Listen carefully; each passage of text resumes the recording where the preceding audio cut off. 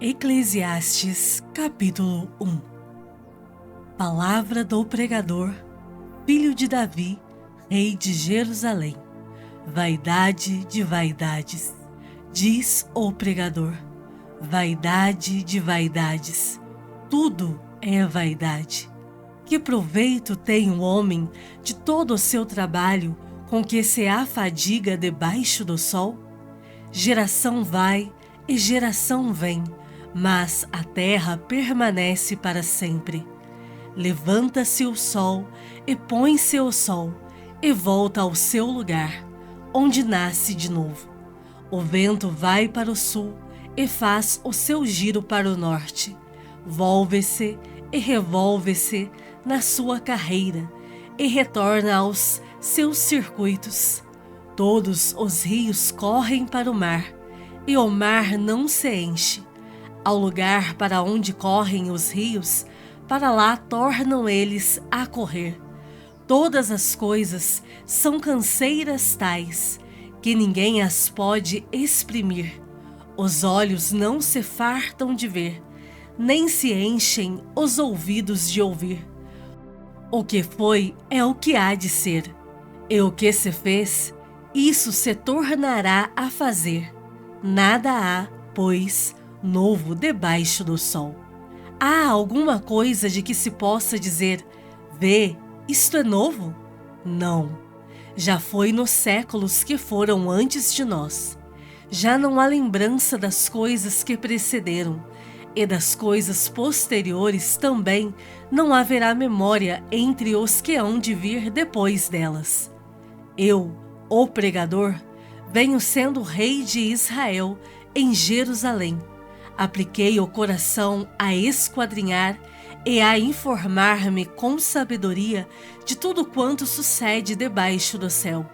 Este enfadonho trabalho impôs Deus aos filhos dos homens, para nele os afligir. Atentei para todas as obras que se fazem debaixo do sol, e eis que tudo era vaidade e correr atrás do vento. Aquilo que é torto não se pode endireitar, e o que falta não se pode calcular. Disse comigo: eis que me engrandeci e sobrepujei em sabedoria a todos os que antes de mim existiram em Jerusalém. Com efeito, o meu coração tem tido larga experiência da sabedoria e do conhecimento. Apliquei o coração a conhecer a sabedoria e a saber o que é loucura e o que é estultícia. E vim a saber que também isto é correr atrás do vento, porque na muita sabedoria há muito enfado, e quem aumenta a ciência, aumenta a tristeza.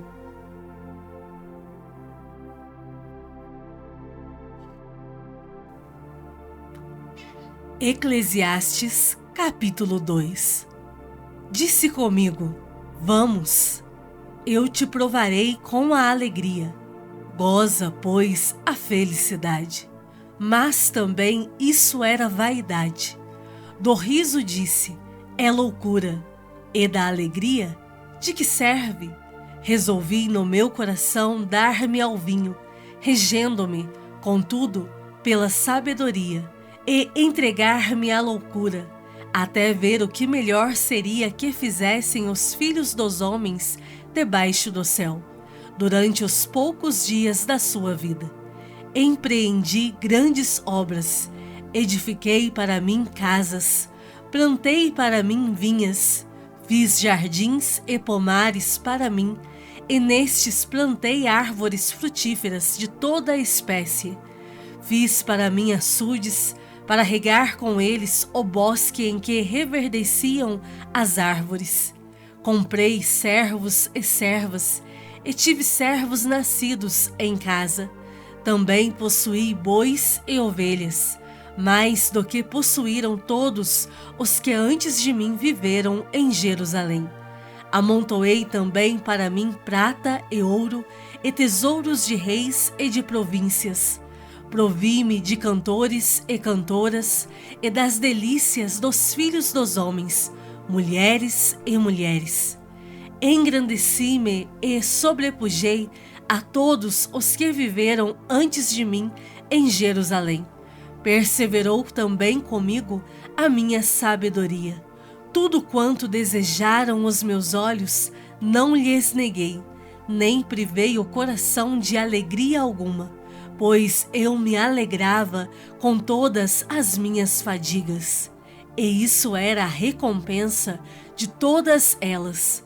Considerei todas as obras que fizeram as minhas mãos, como também o trabalho que eu, com fadigas, havia feito.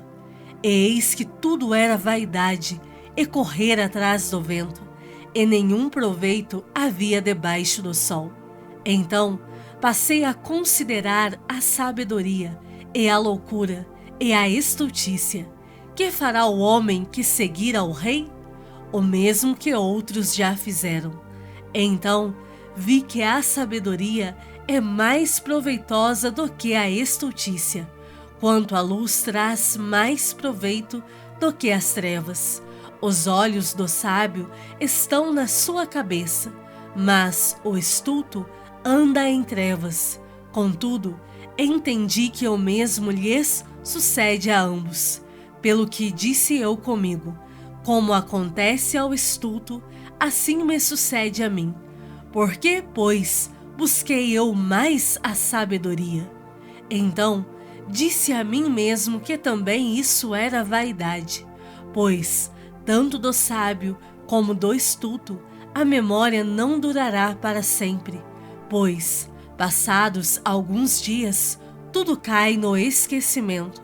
Ah, morre o sábio, e da mesma sorte o estulto. Pelo que aborreci a vida, pois me foi penosa a obra que se faz debaixo do sol. Sim, tudo é vaidade e correr atrás do vento. Também aborreci todo o meu trabalho, com que me afadiguei debaixo do sol, visto que o seu ganho eu havia de deixar a quem viesse depois de mim. E quem pode dizer se será sábio ou estulto? Contudo, ele terá domínio sobre todo o ganho das minhas fadigas, e sabedoria debaixo do sol. Também isto é vaidade. Então me empenhei porque o coração se desesperasse de todo o trabalho com que me afadigara debaixo do sol. Porque há no homem cujo trabalho é feito com sabedoria, ciência e destreza. Contudo, deixará o seu ganho como porção a quem por ele não se esforçou. Também isto é vaidade e grande mal. Pois que tem um homem de todo o seu trabalho e da fadiga do seu coração, em que ele anda trabalhando debaixo do sol? Porque todos os seus dias são dores, e o seu trabalho desgosto. Até de noite não descansa o seu coração. Também isto é vaidade. Nada há melhor para o homem do que comer, beber e fazer que a sua alma goze o bem do seu trabalho. No entanto, vi também que isto vem da mão de Deus, pois, separado deste, quem pode comer ou quem pode alegrar-se?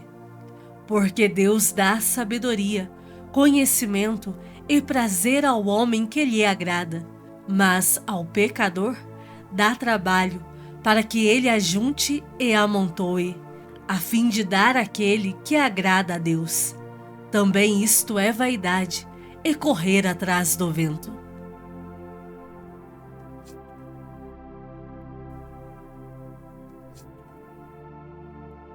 Salmos de número 64. Ouve, ó Deus, a minha voz nas minhas perplexidades. Preserva minha vida do terror do inimigo.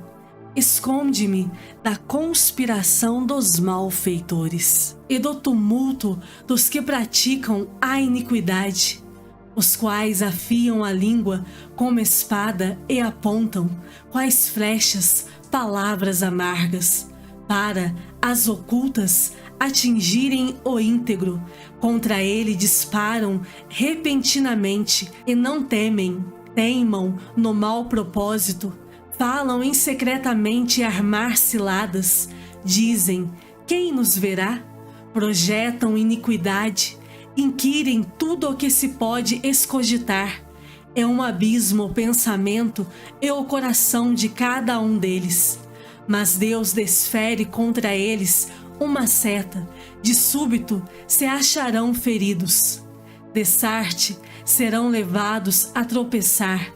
A própria língua se voltará contra eles. Todos os que os veem meneiam a cabeça, e todos os homens temerão e anunciarão as obras de Deus, e entenderão o que ele faz. O justo se alegra no Senhor e nele confia. Os de reto coração, todos se gloriam. João, capítulo 4.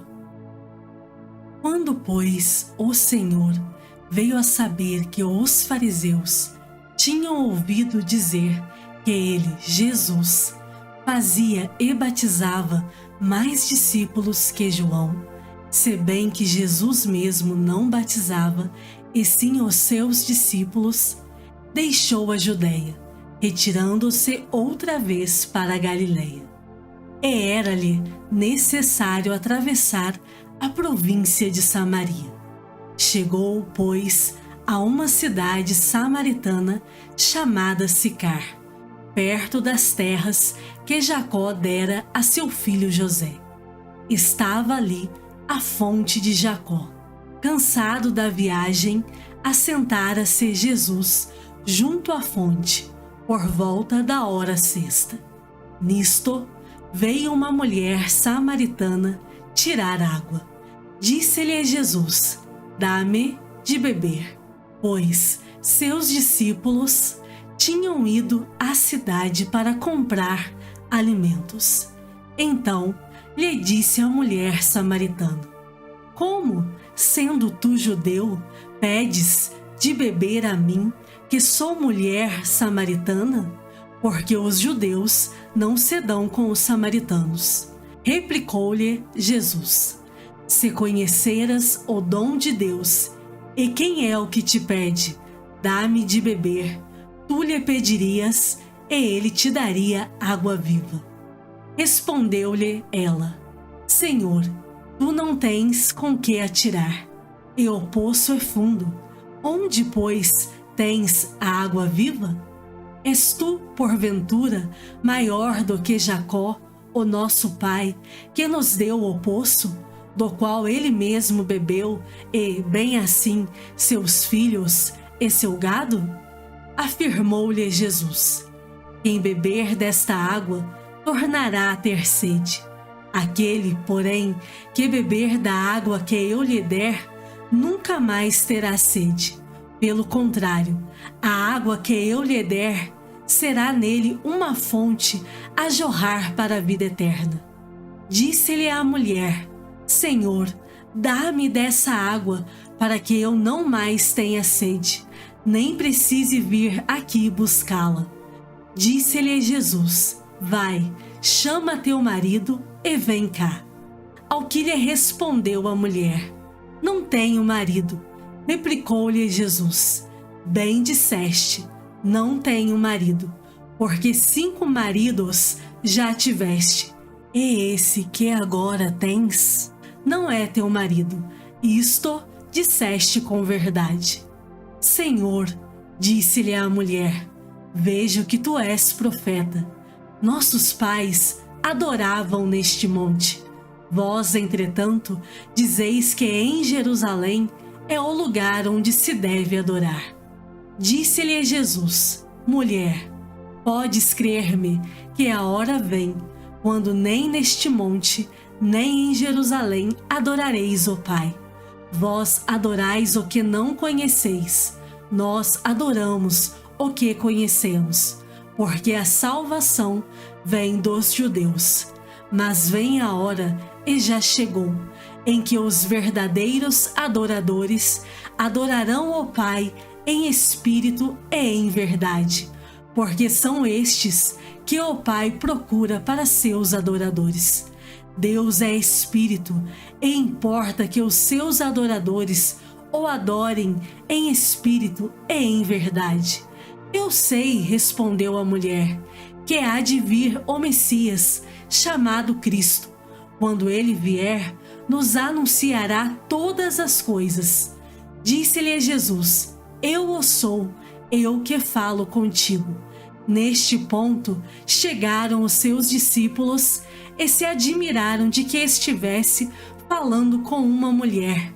Todavia, nenhum lhe disse: Que perguntas? Ou por que falas com ela?